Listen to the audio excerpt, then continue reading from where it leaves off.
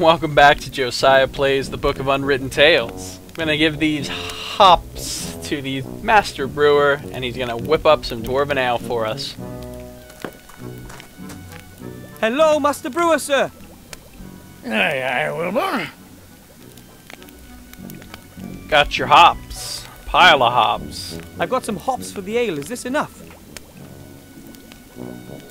Ho ho! That's enough.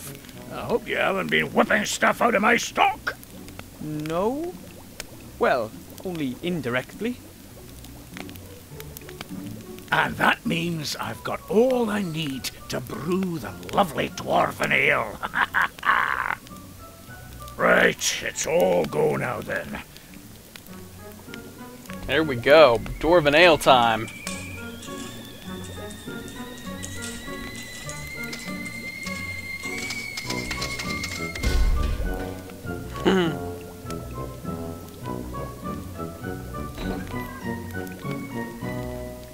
Yay! Hey, laddie, just watch out that you don't get any of that in your eyes. It's dangerous stuff. I'll be very careful. Thanks very much, sir. Well, tell me, Wilbur, what do you need all that junk for? The dwarven ale and all the other stuff that you've been dragging out of here the whole evening. Well, it's because of the ring. I need it. Grandad's helping me get the ring to the human town safe. Well, quickly. Oh, Wilbur, it's dangerous for a young gnome like yourself out there. I know, but I promised that gremlin, and I believe it really could be important. And I'd like to get out of here and achieve something. Taste some adventure, eh? Mm-hmm. You know, I don't think that the ring is all that important. Not everybody's born for having adventures, my lad. But maybe you really do need to get out of here. Really? Aye, laddie. You still live with your parents, and you keep company with a very interesting, intelligent old dwarf. But that can't go on forever, can it now? So, if you do leave and go off on an adventure, even if it's just a sea stone, then maybe you'll come back and visit and tell me all about it then, eh? I promise. Yeah. Don't forget us. You're going to have to excuse me now. I've got an appointment. An appointment? Ah, with his dwarven ale. Excellent. Got the stupid pot on my head again still. Good stuff. Tankard of dwarven ale. A beer tankard full of dwarven ale. The tankard is hot and the ale is bubbling a bit. I think I want to get rid of this stuff fast. What's going on in the kitchen? Hey, where is he? All right, well we have everything we need, so let's take it back to Granddad, the gnomish colonel.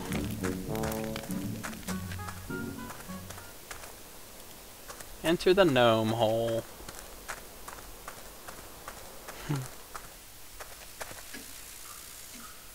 What's up with this chair, I wonder? A chair. The chair thing amuses me. Alright, let's go down. And down we go.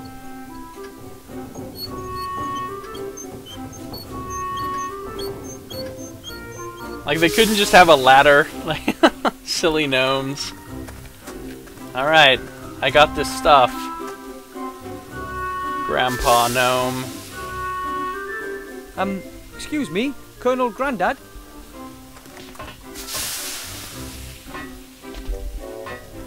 Yes, report back. Here's a tankard of dwarven ale. Here's the dwarven ale, Grandad. Oh, my goodness, we must be careful with this. Yay, solved the puzzle music. Now I have everything I need.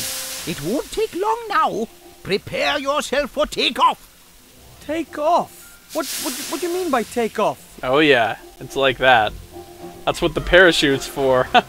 That's what you meant by take off. Absolutely. I've aimed her at the town of the humans. Betsy, too, was, of course, designed to shoot grenades. But I'm confident that she'll get your capsule there, too. Oh, boy. Confident? Get me out of here. Please, Grandad. Listen, my boy. I'm proud of you. You're doing something very brave. Sure, Wilbur. I'd like you to have these. Your old aviator goggles. Oh, Grandad, I didn't think... Too slow, my boy. Fire! We're being launched. Wow. Good luck. Good luck. Good thing we have that helmet, that parachute that are both such... Wow, look at this.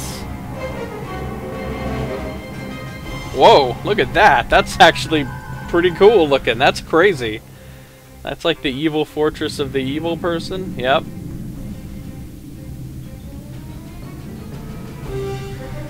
Where is it? Whoa. He still hasn't told us, Mother. He will. Who else knows about it? The Archmage won't know about it yet. We were able to intercept the servant, as you know. But But an elf, Mother. She tried to free MacGuffin. She might know something. Uh-oh. she needs to be watched. Very well. And now, Mr. Professor, let us have a little chat. No, not MacGuffin. Meanwhile, at the foot of the mountains. Oh well, no problem.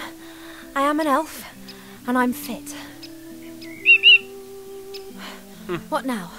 I'll get the book out of MacGuffin's secret cellar and take it to the Archmage. No, they were all gone when I got there. They collected the cage and were off. Now it's up to us to get the book. Of course I don't have to, but, well, what else am I going to do? It appears to be very important. And even if it isn't important, those shady fellows want to have that book. It's better that we get it out of the cellar before they get their grubby mitts on it. Then don't help me. Why don't you just fly home? Just don't tell my parents anything. Ungrateful feathered fowl. Awesome. So here we are. We're back on Ivo. And we're going to try to get the book out of the gremlin's cellar. And we have our little friend, Cheep Cheep here, who just cheeps the same sound every time, and yet she understands what he's saying. Kind of reminiscent of, like R2-D2 or something. And a whole new lovely forest scene to look around in. No inventory. Wow, tons of stuff to look at. Let's take a look at our little bird friend. That's only Cheep Cheep, my little very annoying bird. That's right. Alright, let's talk to Cheep Cheep. Do you have any idea which artifact could be so powerful that it could make someone into the ruler of the world? No, that's been lost to the depths of the ocean. No, that's been thrown back into the same fire that was used to forge it. No, I haven't got a clue. It must be something that no one bargained for. Something that no one has ever looked for. It'll be in the Gremlin's book. If only I had it already. Gotta get the Gremlin's book. Aren't you afraid of the Scarecrow at all? Why is that Scarecrow not scaring you? Yes, certainly. And how? Normally you're the first to take flight. Good luck, little one, and don't get up to any mischief. You notice the Scarecrow looks a whole lot like Indiana Jones. You know, as far as apparel. A tatty-wonky scarecrow. Its clothing has been nibbled by mice, but the hat has something about it. A scarecrow that doesn't even scare Cheep Cheep is clearly of no use whatsoever.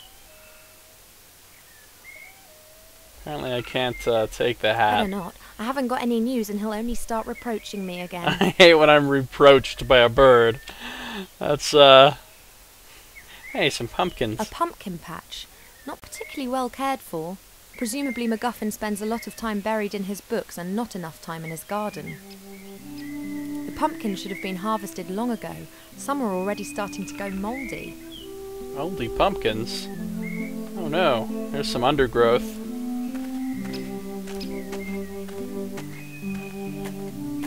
There's a stone in the undergrowth. There's something written on it, but I can't see what it is. That could be a little gravestone. Oh really? Free the gravestone from the undergrowth. There's a stone in the undergrowth. That could be I can't remove the undergrowth with my bare hands. It's very dense and has thorns. Ah, I have to come up with some way to clear that undergrowth. Alright, I'll come back when I have an appropriate tool. Let's see. What's this? The chimney. A daring structure. And just like the whole house, pretty wonky. Doesn't look as if it'll last long. Wonky. Yes, it is. Watering can. An old watering can made out of metal. It's small even by gremlin standards. I'll take it. Yeah, I have an item. An old watering can made out of metal. I guess I can't water anything here. Let's see. A stack of wood. A pile of logs. There is no way that MacGuffin will get through the winter with such a small amount. Not even autumn. I'll take a little wood. 3 should be enough. 3 should be enough for what, exactly? 3 dry logs from the gremlin stock. Metal frame. A swinging metal frame. You can hang pots or something of that sort onto it and then swing it over the fire. Ah, I'm sure that will be useful. A swinging metal frame. I should hang something from it. A large brick fireplace. The fire grates on the outside, not inside the house. That's a bit unusual, but it does make sense if the professor doesn't wish to have an open fire inside. Right. Because he's got a lot of books or something. MacGuffin has a lot of flammable objects. He presumably doesn't want an open fire and sparks flying around in the house. Basically what The warmth will spread through to the walls inside. Lovely. MacGuffin has the warmth will spread. The warmth will. Okay, so if I want to start a fire, I'm starting to get the options here. Stone discs. What are these all about? I'd say this is a pretty basic millstone. Grain is tipped into the hole above, and you then turn the upper stone. The flour then comes out of the side. Excellent. I'd say this is the flour. A millstone. So I need to do some milling. Oh, a flower pot. An upturned flower pot made of clay. Let's see what's under it. There's a stone under it. That could be a firestone. That's coming with me. Oh, Presumably the professor firestone. wanted to prevent the stone getting wet. Really? A brown, slightly transparent looking stone. Such Flint. firestones are very common in this region. That'll be good for starting the fire that apparently I'll need to start. What else do we? What do we have over there? Stove holding bracket.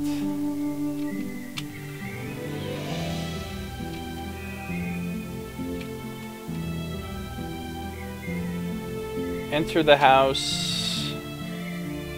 We have a well here. The groundwater is only a few meters down in this region. Presumably the well isn't very deep. Not a very deep well. I can look at the rope.